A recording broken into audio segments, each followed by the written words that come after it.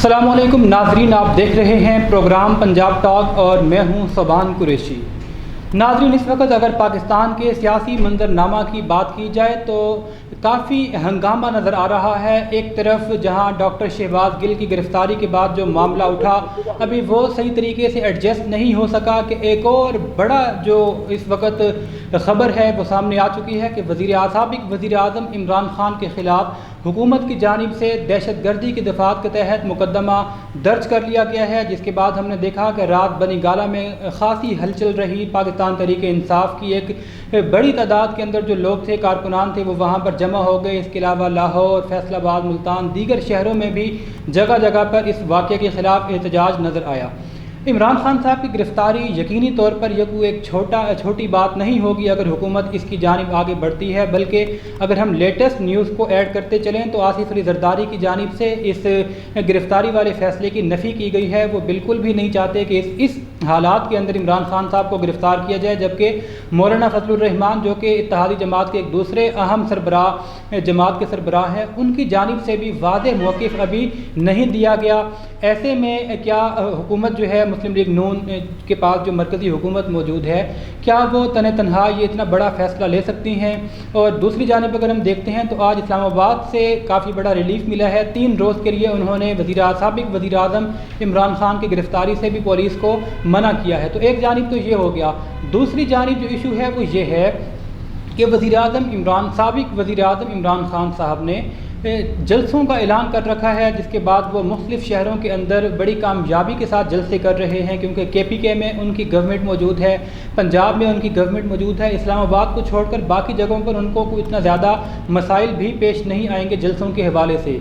तो लग यही रहा है कि वो अपनी तरफ से इलेक्शन कैंपेन में दाखिल हो चुके हैं, इलेक्शन की तैयारी कर रहे हैं। अब देखना ये है कि ये हालात किस तरफ मज़ीद चलते हैं, कब इलेक्शन की अनाउंसमेंट होती है, क्या इलेक्शन वक्त से पहले मुमकिन है या फिर यह है कि अगले साल ही अपने वक्त पर इलेक्शन होंगे। क्योंकि ख़बरें ये भी गर्दिश कर रही हैं कि साबिक़ वज़ीर आज़म और पाकिस्तान मुस्लिम लीग नून के कायद नवाज़ शरीफ साहब भी, उनके भी अगले महीने वापसी की खबरें गर्दिश कर रही हैं। तो आने वाला जो वक्त है काफ़ी दिलचस्प है।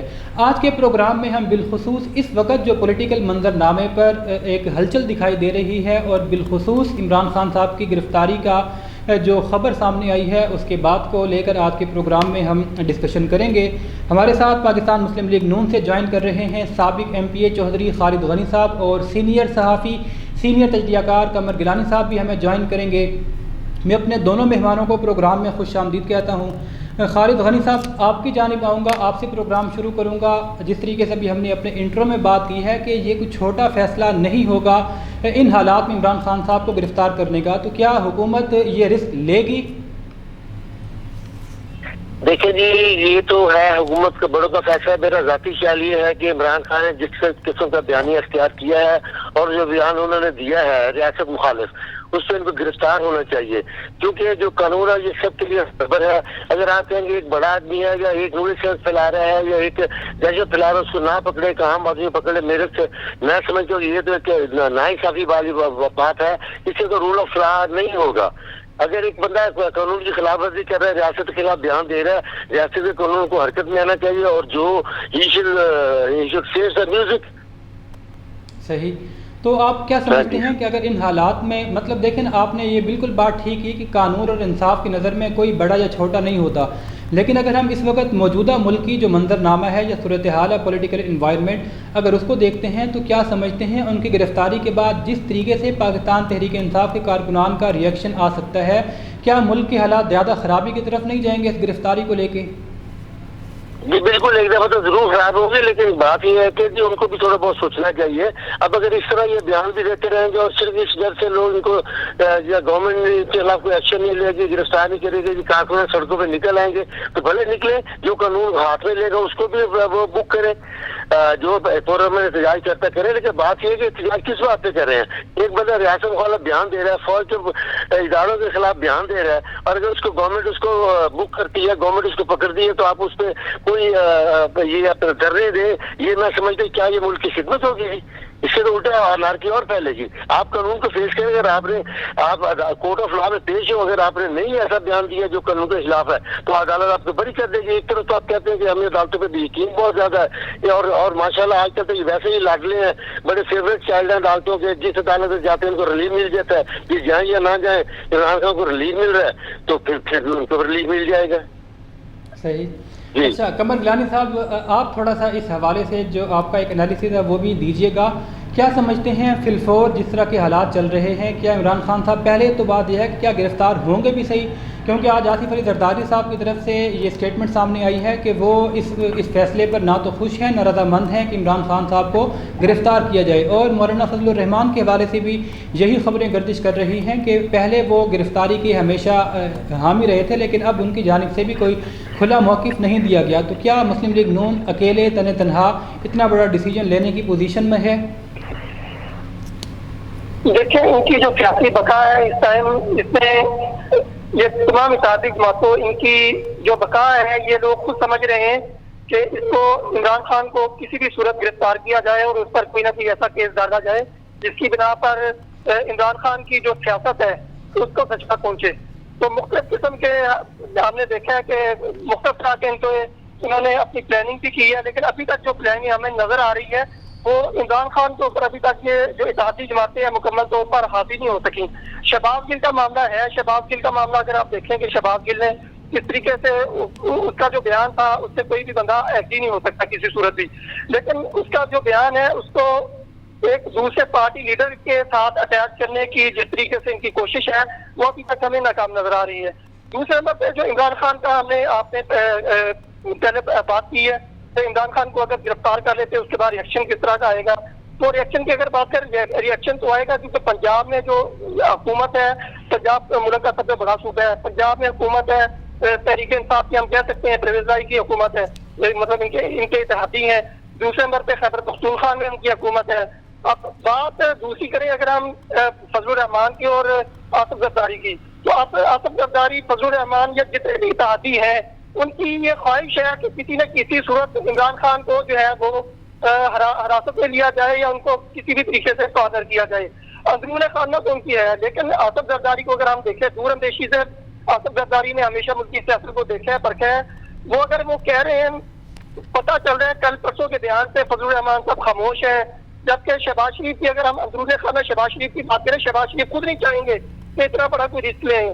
शहबाज शरीफ अगर उनकी बात करें तो शहबाज शरीफ की जो अपनी समझ बूझ है उनकी अपनी, तो वो कभी भी अकेले होते हुए वो कभी ये रिस्क नहीं लेंगे जब तक फजलुर रहमान, आसिफ जरदारी और दीगर इत्तेहादी जो है उनके वो ये नहीं कहेंगे कि जब इनका मुत्तफिका फैसला जब तक नहीं होगा किसी सूरत इमरान खान को इस साल में वो ठीक है कमर गिलानी, मैं आपकी तरफ दोबारा आता हूँ। अच्छा खालिद रोहानी साहब, चलें ये तो एक अलग इशू हो गया, लेकिन जो इस वक्त ज़्यादा अहम चीज़ है, इमरान खान साहब की जानिब से बार बार जो मुतालबा दोहराया जा रहा है कबल अज़ वक्त इलेक्शन इलेक्शन इलेक्शन, जहाँ पर भी वो बात कर रहे हैं उनकी जानिब से एक ही मुतालबा बार बार दोहराया जाता है। अगर हम उनकी तैयारियों के हवाले से बात करते हैं, अगर हम जो कराची के अंदर कल नतीजा आया जहाँ पर 12 जमातों के मुकाबले में पाकिस्तान तहरीक इंसाफ ने दोबारा वो सीट अपनी रिकवर की है जो आमिर लियाकत साहब की इंतकाल फरमाने पर जो खाली हुई थी, तो अगर देखा जाए तो आवाम के अंदर मकबूलियत कम नहीं हुई बल्कि वो अभी भी आवाम में मकबूल हैं। फिर दूसरी जानिब वो मुसलसल आवाम के दरमियान मौजूद हैं, जलसे कर रहे हैं, कभी एक शहर कभी दूसरे शहर। इसके मुकाबले में अगर हम अपोजिशन जो इस वक्त हुकूमत की दीगर इत्तेहादी जमातें हैं, पाकिस्तान पीपल्स पार्टी को देखें, मुस्लिम लीग नून या फजलुर रहमान,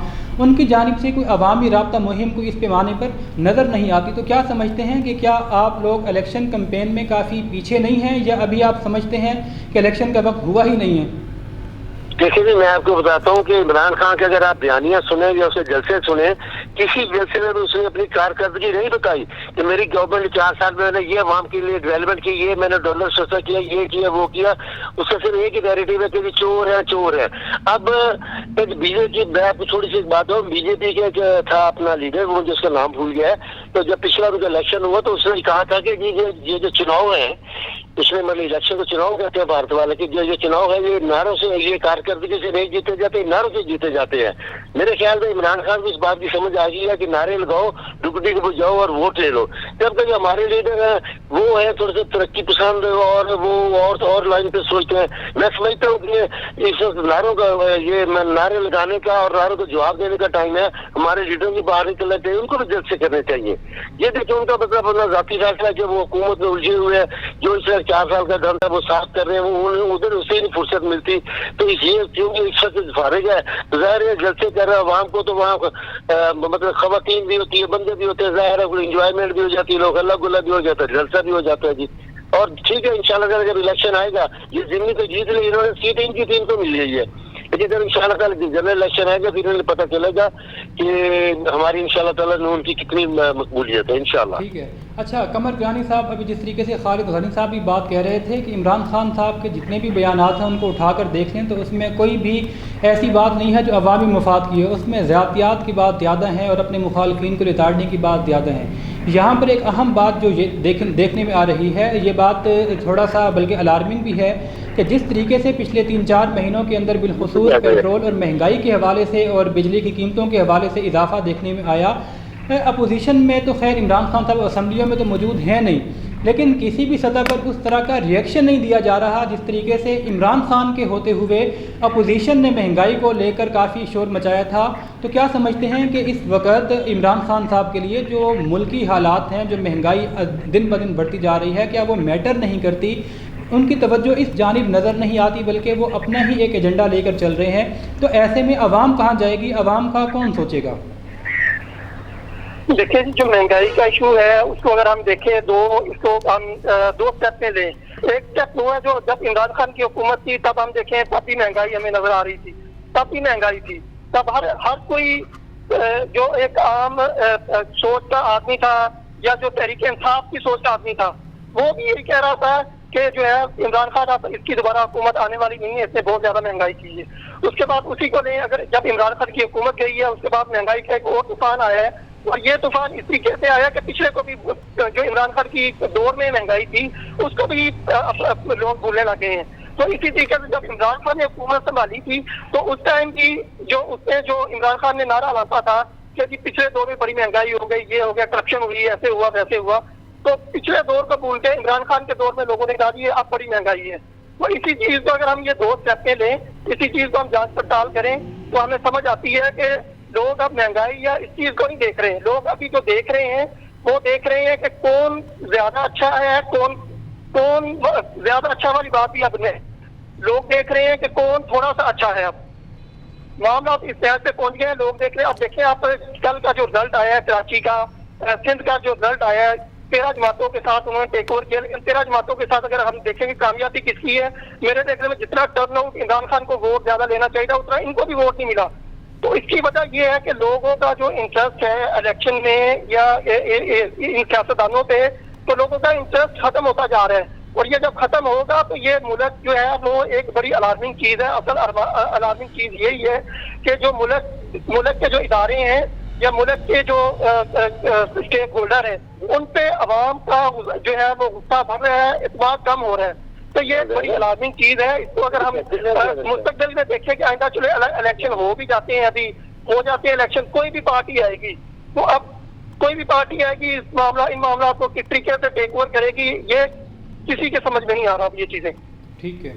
अच्छा चौधरी खालिद गनी साहब, बिल्कुल आखिर में मैं आपसे एक बात जानना चाहूँगा। जिस तरीके से कायद मुस्लिम लीग नवाज़ शरीफ साहब के पाकिस्तान आने के बारे में काफ़ी चर्चा चल रहा था मीडिया में कि वो अगले महीने उनकी वापसी की जो बातचीत है वो चल रही है और वो अगले महीने मुमकिन तौर पर वापस आएंगी। इस हवाले से आप कुछ कमेंट करना चाहेंगे? कोई ख़बर है आपके पास वो आ रहे हैं या अभी डिले है?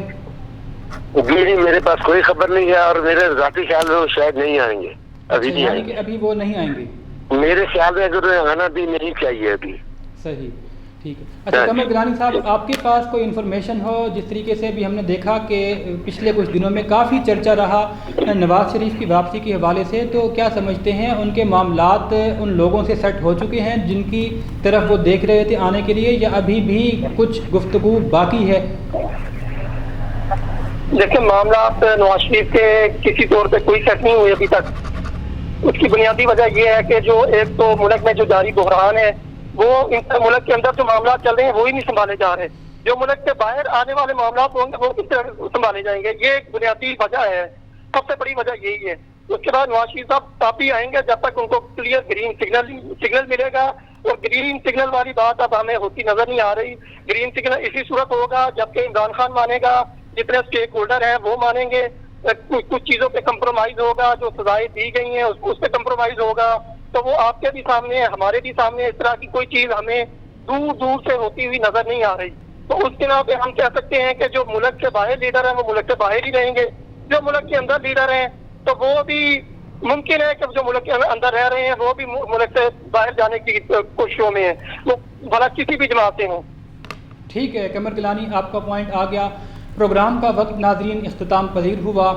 अब आने वाले दिनों में ये देखना है कि क्या जो मुल्की हालात इस वक्त जिस नहज की तरफ बढ़ रहे हैं क्या उनमें कोई बेहतरी की उम्मीद है या खाना जंगी की कैफियत जो है वो बरकरार रहती है, क्योंकि पाकिस्तान तहरीक इंसाफ का जो सपोर्टर और वोटर हैं ख़ास जज्बाती हैं और इमरान खान साहब को लेकर उनके जो जज्बात हैं वो बहुत ज़्यादा जज्बाती मामला है। तो अगर उनकी गिरफ़्तारी की तरफ हुकूमत बढ़ने की कोशिश करती है या इस किस्म के चीज़ को फाइनलाइज़ किया जाता है तो फिर यकीनी तौर पर मुल्की हालात एक मरतबा फिर खाना जंगी की जानिब बढ़ सकते हैं। तो अब आने वाले दिनों में यही देखना है कि क्या हुकूमत इस मामले को टैकल कर पाएगी या एक मरतबा फिर हालात मज़ीद ख़राब से ख़राबी की तरफ जाएंगे। अपने मेज़बान सोबान कुरैशी को फ़िलवक्त इजाज़त दीजिए। अल्लाह निगहबान।